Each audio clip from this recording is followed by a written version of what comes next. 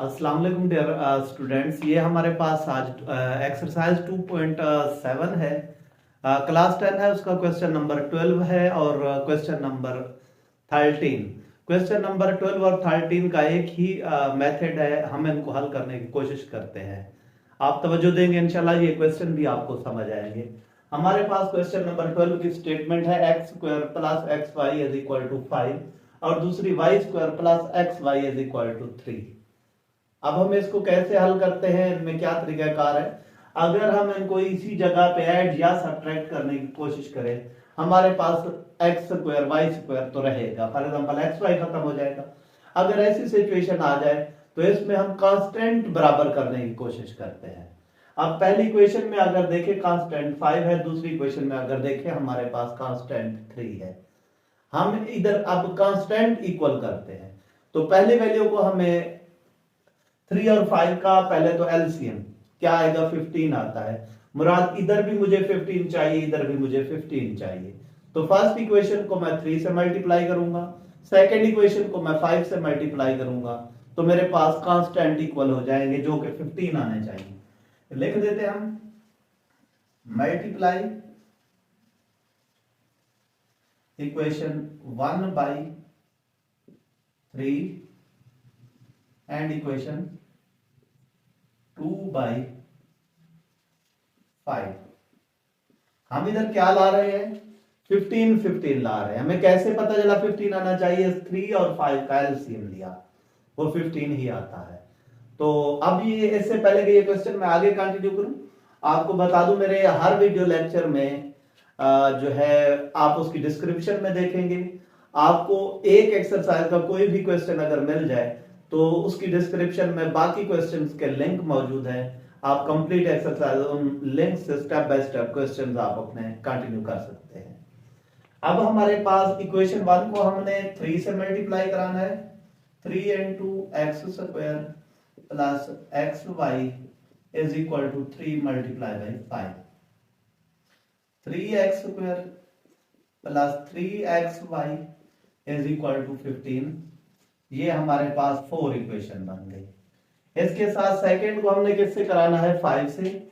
5 into y square plus x y is equal to 3 multiply by 5। 5y square plus 5xy is equal to 15। ये हमारे पास fifth equation बन गई है। अब हम क्या करते हैं, इन्हीं इक्वेशंस को सब्ट्रैक्ट कर देते हैं। क्यों, क्योंकि ये कांस्टेंट अब हम खत्म करना चाहते हैं, हमने इक्वल इस वजह से किया। Subtracting equation 4 and 5।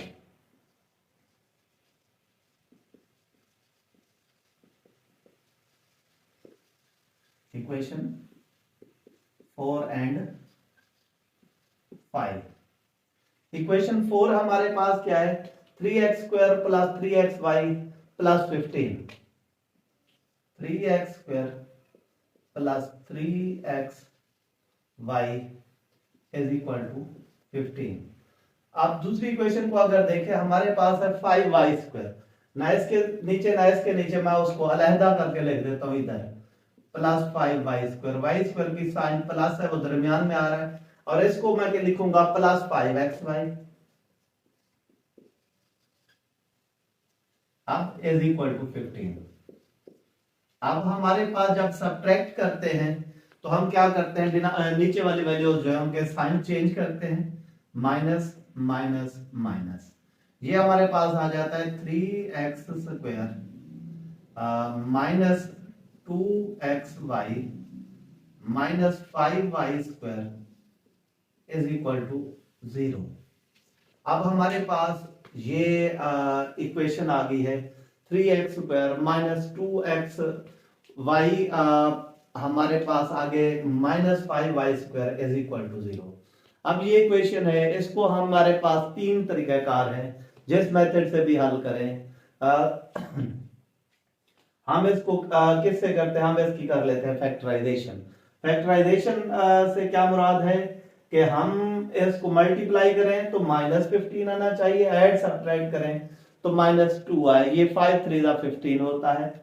अब जब हम इसकी फैक्टराइजेशन करते हैं तो हमारे पास क्या लिखा जाएगा, 3x square plus 3xy minus 5xy minus 5y square is equal to 0। ये हमारे पास उसकी फैक्टराइजेशन हमने की है। जब हम इसकी फैक्टराइजेशन की है तो आप पहली दो वैल्यूज में से देखें, 3 भी कॉमन है, x भी कॉमन है। 3x x plus y minus 5y x minus 5y। अब हमने लिया इधर से हमारे पास x कॉमन, अगर बाहर माइनस है तो अंदर वाली साइन चेंज हो जाएगी, प्लस क्या आ जाता है, plus plus y just is equal to 0 हमारे पास। इसमें अब हमारे पास जो है हम क्या लिखते हैं, x plus y is equal to x plus y 3x minus 5y is equal to हमारे पास 0 आ गया। अब हमारे पास क्या है, या ये 0 के इक्वल है या ये 0 के इक्वल है।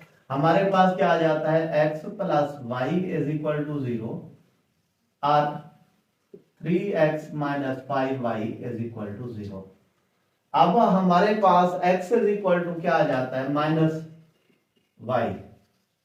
इसको हम 4 तक नाम दे चुके हैं, 1 2 3 4 आना था इधर, 1 2 ये 3 ये 4 थी, इधर भी फिर सब्ट्रैक्टेड 3 एंड 4 था। ठीक है, अब ये हमारे पास फिफ्थ इक्वेशन है। इधर से हमारे पास 3x is equal to 5y, x is equal to 5 over 3y। हमारे पास इसको हम 6 इक्वेशन का नाम दे रहे हैं। अब x की दो वैल्यू फिलहाल है, माइनस वाई और ये 5 ओवर 3y। x की वैल्यू माइनस वाई हम पहली इक्वेशन में पुट करते हैं, दोनों की put in the values of y in equation.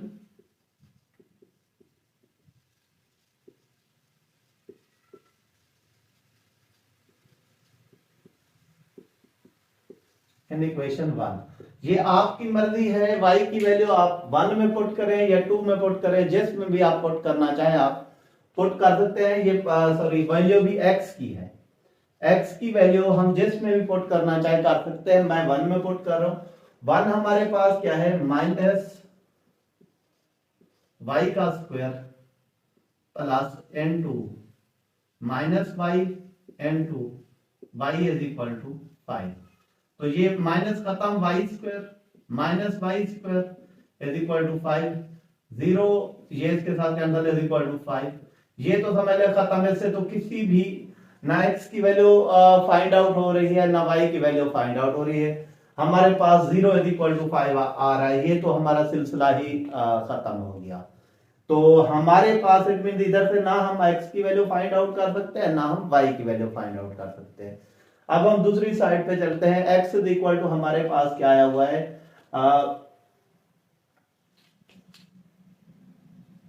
x हमारे पास क्या है 5 ओवर 3y। यही x की वैल्यू हम इस इक्वेशन में पुट करते हैं। हमारे पास क्या हो जाएगा, ये 5 ओवर 3 y का स्क्वायर प्लस 5 ओवर 3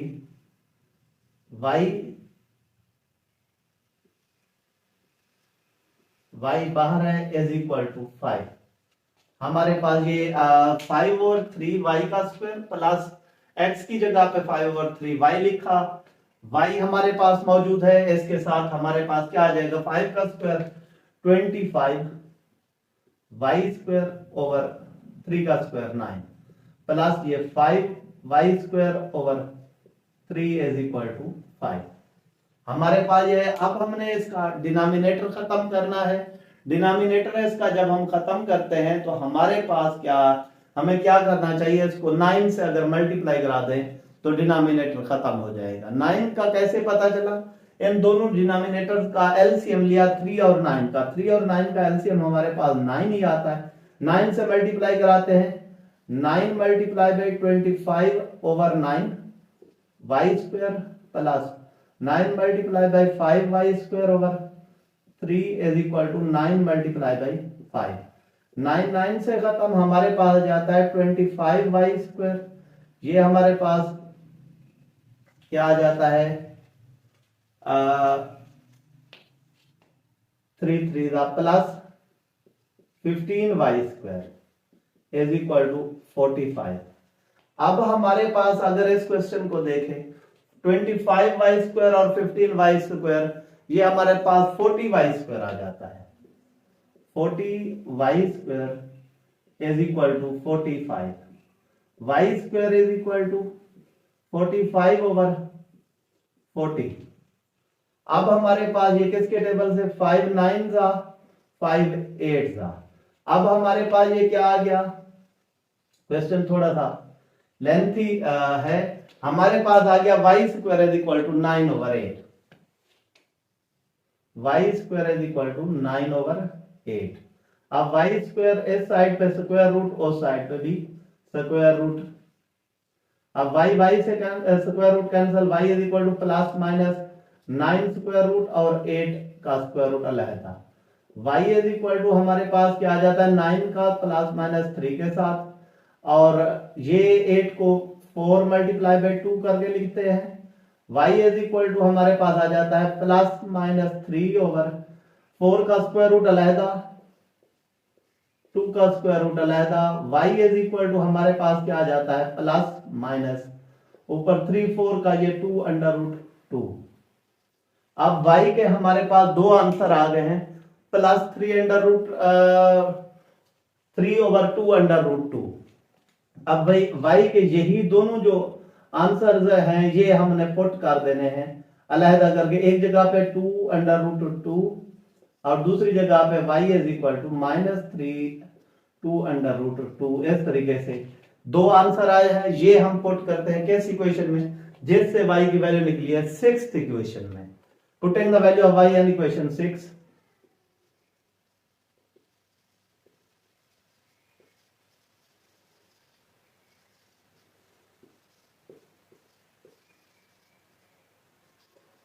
छठी इक्वेशन में पुट करते हैं।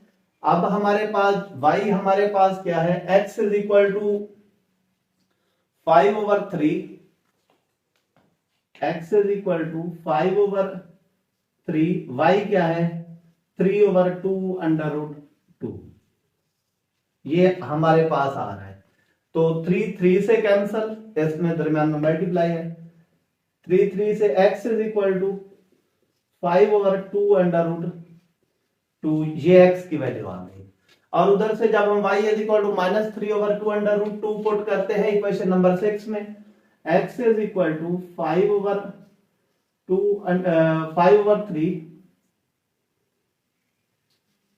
Multiply by -3/2√2। 3 3 के साथ cancel, x is equal to -5/2√2। इस तरीके से हमारे पास x की और y की वैल्यू फाइंड आउट हो गई है। और इनको अब हमने क्या करना है, सोल्यूशन सेट इनका बनाकर लिखना है। सोल्यूशन सेट में अगर आप देखें, जब x हमारे पास आया था 5/2√2, 5/2√2, तो उस वक्त y कितना था हमारे पास, y हमारे पास था 3/3√2, 3/2√2 एक ये। और दूसरा जब x हमारे पास -5/2√2 आया, तो y हमारे पास क्या था -3/2√2। इस तरीके से ये हमारा क्वेश्चन मुकम्मल हो गया है। उम्मीद करता हूं ये क्वेश्चन आपको समझ आ गया होगा। अगर ये क्वेश्चन आपको समझ आ गया है तो चैनल को सब्सक्राइब, लाइक और कमेंट जरूर किया करें।